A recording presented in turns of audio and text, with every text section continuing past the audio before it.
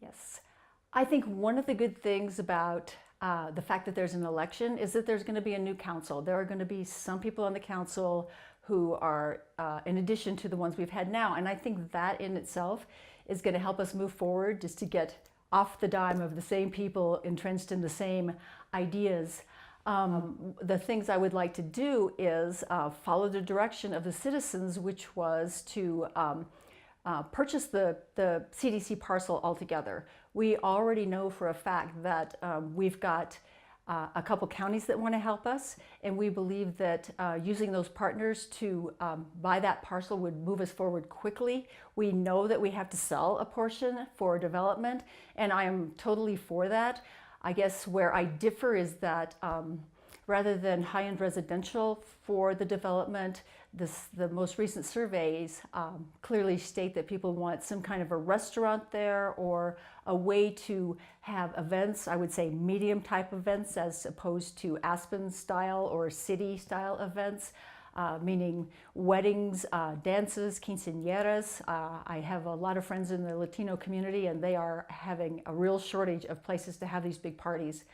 I would also like to see us more quickly adopt the downtown plan, because I think there should be a lot more emphasis being put on the Clark's parcel. I think all of us who have been sitting here for 20 years scratching our heads thinking, wow, I wish we could move off of the dead center on that piece, because it is clearly the center of town, and not in our best interest to keep it the way it is. So I know that that there are developers looking at it, trying to find partners, and that needs to happen sooner rather than later, although it's in private hands, so it can only happen at the rate that the owners would like that to happen. And as for the park itself, although it's just part of a downtown plan, I would like to see us incrementalize development there. Like I said, I think starting out with a restaurant, there's been a lot of talk about Backbone Media from Carbondale locating there, which would be great. The thing I like about it is that between Rocky Mountain Institute and Roaring Fork Conservancy, if we had another Small World headquarters, we would have all-day parking for those uses, and anything that we did, events or restaurant, would be more focused to night parking, and maybe not have those heavy parking requirements.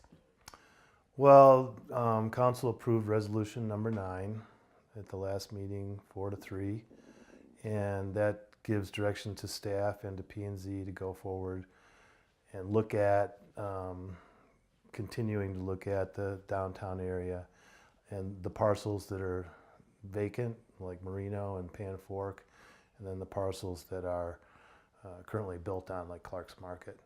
So I think that's a legitimate step in the right direction. It sets the tone for P&Z with the notion that they can come up with a variety of uses that would be in downtown and could be located, you know, on different sites. It doesn't really matter so much as one site gets this and one site gets that.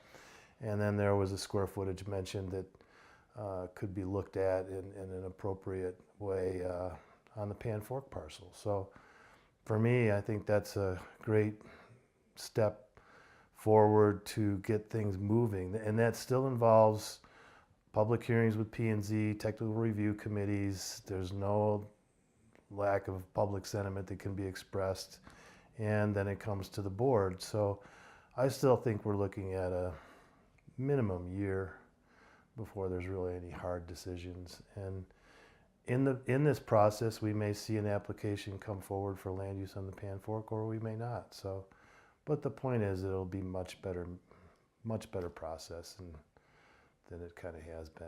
So I'm looking forward to it.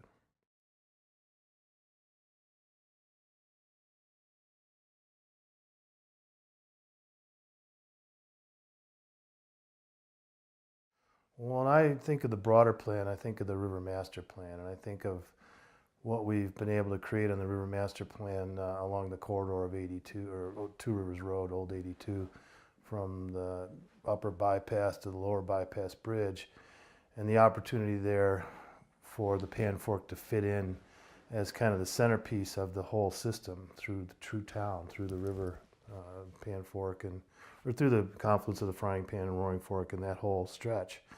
It has a tremendous variety of habitat and riparian and a lot of opportunity to access the river. And I think the Pan Fork would be kind of the place that holds both ends of the thing together, and that, you know, activities based there and things like that could be really complementary to the idea of being able to access trails, access the water, whether you're boating or fishing.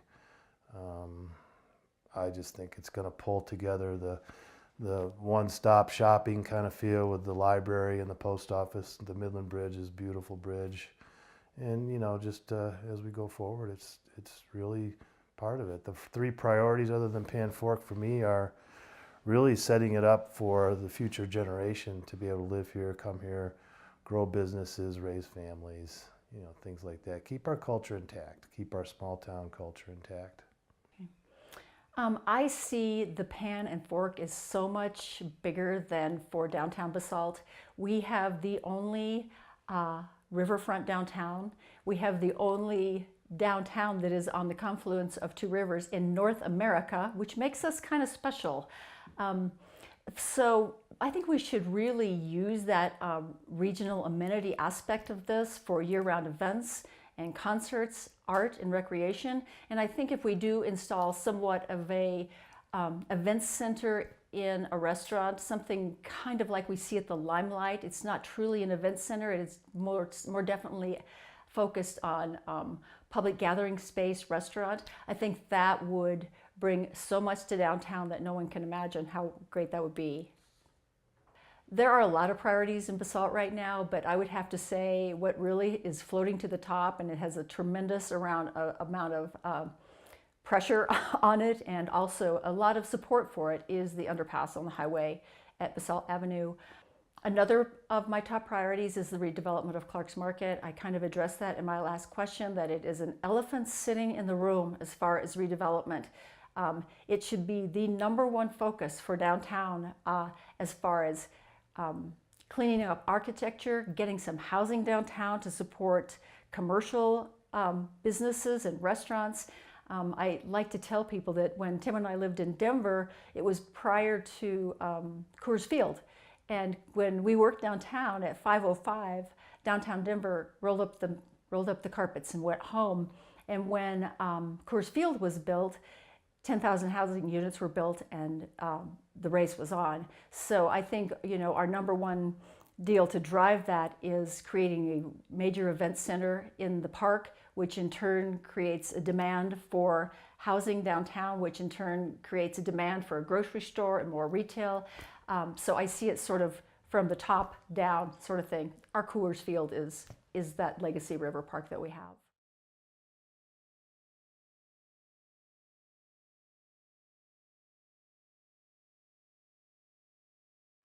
Well, if you look at the Core Resort of Aspen Snowmass and what they've done to build their summer business with the biking on Snowmass and the events at the gondola and you know, the gondola plazas come to life, we could feed off of that pretty easily in terms of events and activities. The other thing I think that we've attracted businesses to downtown Basalt and to and Willits as well, that are no longer having to office in Aspen. They're providing year-round support services to the core resort, whether it's architecture, accounting, or planning, or legal, whatever those opportunities are. The other thing with RMI and the Roaring Fork Conservancy, those two are going to be great draws for more of an intellectual center. Basalt could be the intellectual center of, you know, the Roaring Fork Valley. It's almost like a miniature Aspen Institute kind of an opportunity. And I think that's going to be a great opportunity, you know, for us. It's going to be great. And then bringing back things like River Days and some of the other smaller events. I don't think we need to have a whole menu of a lot of activities, because most people just want to be able to live there and walk around and enjoy their friends and the amenities we have. So I think it's going to work out just fine.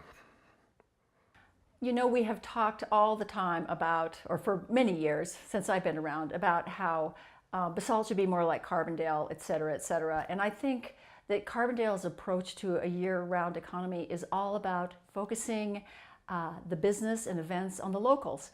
So while they have focused on the locals' entertainment, if you will, and events, that has ended up drawing people from everywhere. And I always think of the fact that in Europe, in the small towns and big cities, they have always focused on the people who live there, and that has drawn us forever. So they don't have big redevelopment. They don't tear down thousand-year-old structures and replace them with something else. They focus on the genuineness of their community. So I think that is really key for us. I also see clearly that Basalt is really, truly the heart of the valley. I mean, we have so much to offer. Our identity is that river, whereas maybe Carbondale's identity is the arts and the fact that they close the streets and have parties and have great brew pubs. That is definitely our huge strength. Again, I will say that my thought about a restaurant/event center, which is what I hear all the time in the written surveys and from strangers, is that where can we have dances? Where can we have this? I think this is another way to keep our economy going year round, as we could do lots of things. It could refocus some of our dollars. Since January 1st of 2015, we have spent $4.5 million on consultants and other things focused specifically on the planning process downtown and on that river. That money will not need to be spent anymore. We can put some money into events. We can put some money lots of places, because this needs to come to an end. And if this council changes direction, it will come to an end. We'll move on.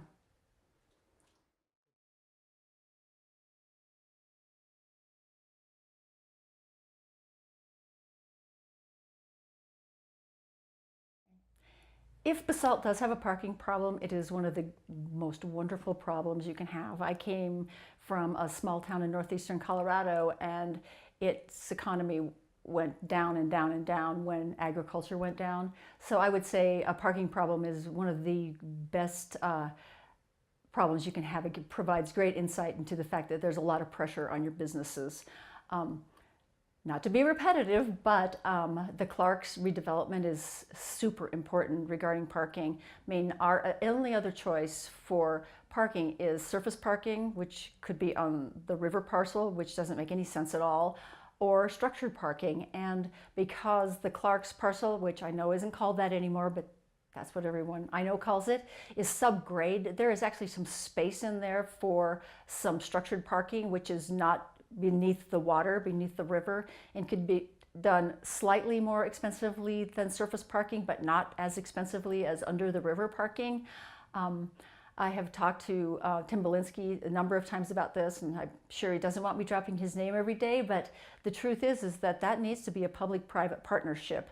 If Tim is able to garner partners, or Tim or some other developer garner partners to buy those properties and redevelop it, we all know that there needs to be a lot of residential there, and whether that be mixed residential with some affordable deed restricted and some private is great, but there's got to be structured parking there. And I know as an elected official that that's going to have to be at least a portion of it picked up by the public, because we need public parking as well. So I mean, I don't have a great vision. I was talking to Nick Aceto this morning. I don't have the exact vision of design, but I have a pretty good feel for the fact that that needs to be mixed use, residential, and structured parking to support downtown booming, because downtown is going to boom. And it's unfortunate, in my opinion, that that is going to be delayed because we keep adding more and more development in Whitsitt. That scares me that we developed Whitsitt so quickly, and it's such another 90,000 square feet without looking at the impacts to downtown, without really looking at the impacts to traffic. And I'm hoping that downtown can go on its own despite how much we're doing at Whitsitt.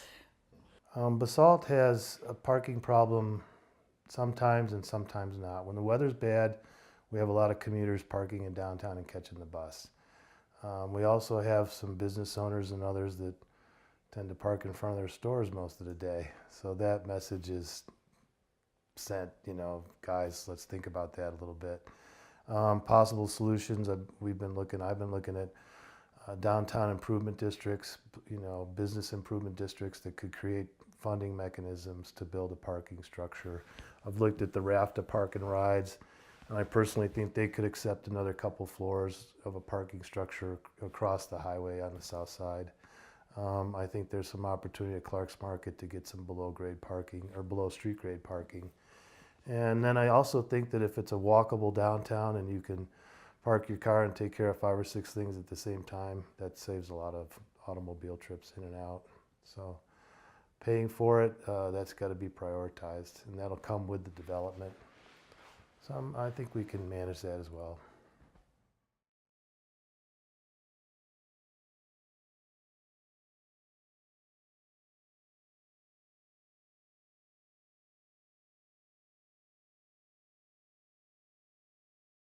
Well, the growth in jobs could come from businesses that relocate to Basalt, like Backbone Media, that brings 50 to 60 jobs to Basalt, but they're already filled by people that live here.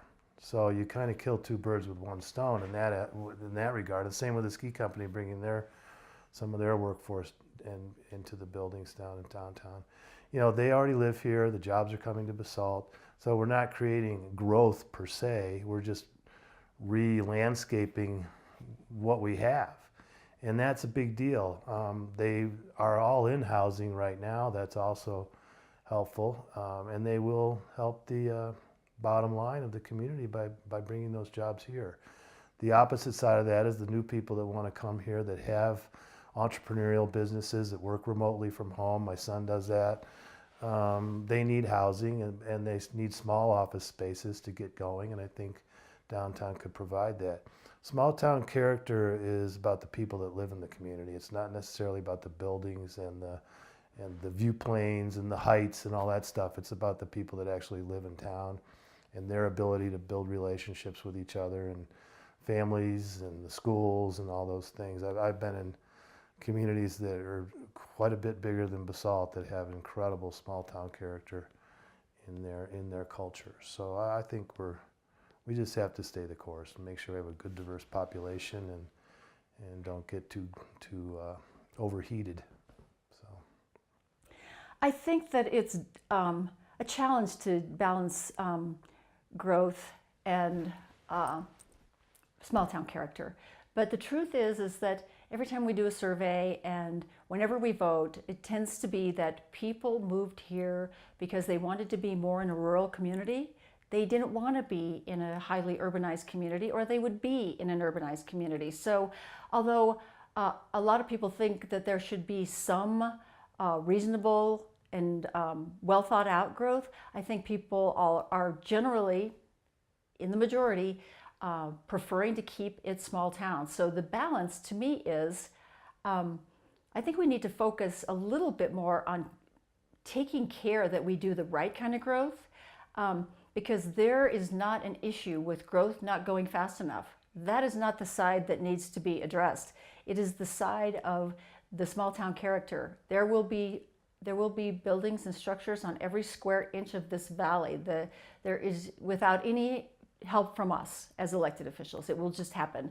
So I think we just need to, stand up for our communities, and I'm talking all over the valley, and especially the mid-valley seems to have more pressure right now, and making sure that this additional growth is not necessarily bigger and outward, but redevelopment and creating more jobs with what we have. I mean, I think that's definitely the way of Rocky Mountain Institute. I mean, they used to come and talk to us about, grow up, don't grow out, as in grow up and become more diverse with your economy. So I'm greatly in favor of growth that is reasonable, and I really think we need to take a little bit more time to think about growing what we have already.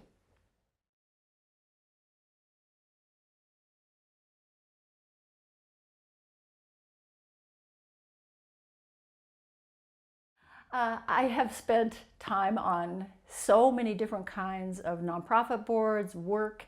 I worked in the private sector for 20 years. I was in business sales for AT&T. I understand the business side of things. I've also been on the RAFTA board and Trails boards and English in Action and Aspen Valley Land Trust. So yes, that definitely brings influence to my decision making on our council. I believe that land use and transportation are the same. You cannot make decisions on one without decisions on the other, and we do it every day. It would be in a perfect world, we would have, the development side sitting with the RAFTA side, sitting with the CDOT side, and representatives from the local community making decisions on how we move forward on anything that has to do with growth. But that's not going to happen. Each organization has their own way of doing things, and I think some of our organizations are starting to rethink it a little bit. We just need to analyze all of the different aspects that are going to be affected by our decisions before we move forward. Once again, I hate to keep using the Whitsitts as a decision, but that was not well thought out. That was a 2-meeting decision. When we approved that first 500,000, it was years and years and years, which maybe was bad. I felt like it should have been incrementalized. The very aggressive pro-growther said, no, let's approve 500,000 at once. And to me, to add another 90,000 without, again, looking at the implications to the downtown economy and traffic was unthinkable. You wouldn't do that in your own household. I wouldn't. I would take some measures to figure out what the effects would be before I would make a decision. Having come to the Roaring Fork Valley as a young guy, 25 or 26 years old, that really made it necessary, and I think it's true of most people that come here, to go ahead and do whatever it takes to stay here, if you wanted to stay here. And sometimes you didn't know you wanted to stay here until you were here for a while. But I worked in the restaurant business. I've worked as a ski schooler for 39 years. I've worked as an engineer in the field. I was in the plumbers union for a while. I've worked with Aspen Earthmoving. We started that 35 years ago, 5 or 6 of us. I'm a family guy. I've coached soccer and lacrosse and ski racing for years. So when I look at issues, my experience and background that influences my votes rarely has anything to do with what I do as a profession. It has more to do with what I learned while working through all those different professions and what different things go with those different territories. Running a locals children's program is a really a lot of fun. Coaching kids in soccer is a lot of fun. Working with the schools to build fields and so on is fun. Working with land use and being able to read a set of plans and understand what mass and scale is about is important to know. I don't vote in a singular way. I don't put my my voting hat on because I have a stake in the ground. I put it on for different reasons, and I think to assume that because you're in one industry or another, you favor that part of the puzzle is not true of what you want to see as an elected official. So my experience in politics is for 25 years. I've watched other communities grow and prosper. I've watched other communities not do so well. I've checked in with people that I know all over the state, and when I'm back east, I talk to my friends. One of my best friends is the mayor of my hometown. So, and you'd be surprised that, or maybe you wouldn't be, that there's common threads between all those communities, and we're all trying to do the same thing. So I just think it's the facts and the process that's important, and then you'll get the right answer.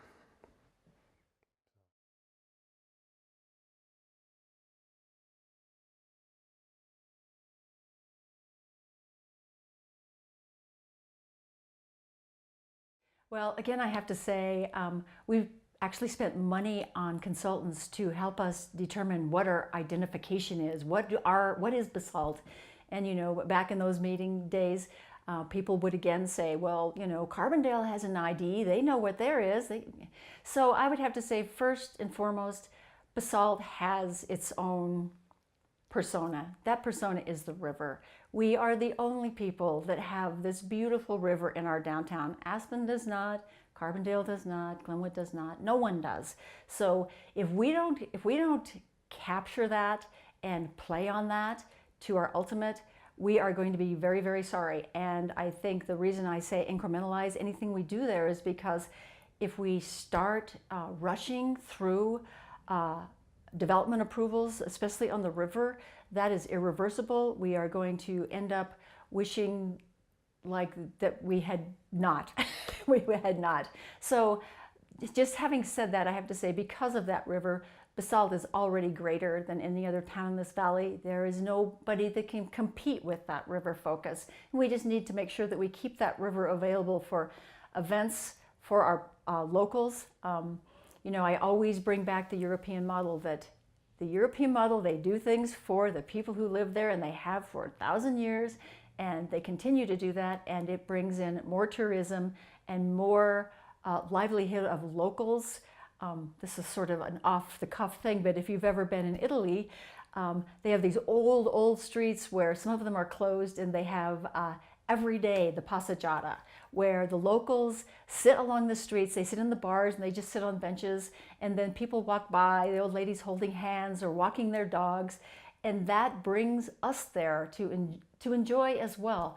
And we just have to really, really keep in mind that whatever we do in our communities needs to be for the locals, and if it is good for the locals, other people will come. The underpass, I can't say enough about getting that underpass done, so I won't, you know, it has to be done. We are almost completely funded. I will always be in support of thoughtful incremental growth. I believe that's the only way we can do this. Again, I will say, if I'm elected and I have a council that will go this way, I really believe in bringing democracy down to the neighborhood level. I think neighborhoods make much better decisions than people who are at odds, development versus non-development. I don't think that's where we need to be going. I do believe Basalt needs a change in direction. Things have not been going as smoothly and community-oriented as they could be. I believe that development should pay its own way. I would never support subsidizing development unless it was a need-based deal, and I don't believe that exists in Willits.